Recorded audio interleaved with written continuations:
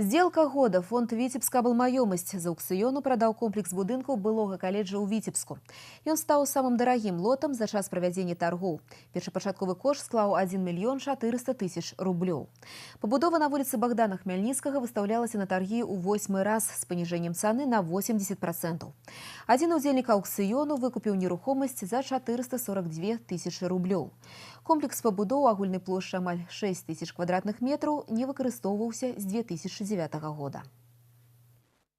В состав комплекса входит 9 зданий и сооружений.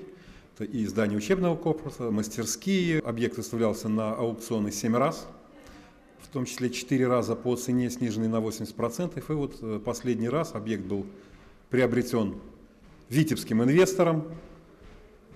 Так как он был один-единственный участник, ему было продано по цене аукциона, увеличенной на 5%. По информации покупателя, объект собираются использовать под административно-деловой центр. Преимущество – это, конечно, его расположение, потому что практически расположено в центре города, в районе площади Победы. Усяго з пачатку года фонд Витебска «Абалмаёмасць» з аўкцыёну прадаў 76 аб'ектаў нерухомасці камунальнай і рэспубліканскай формаў уласнасці на агульную суму 1 мільён 750 тысяч рублёў.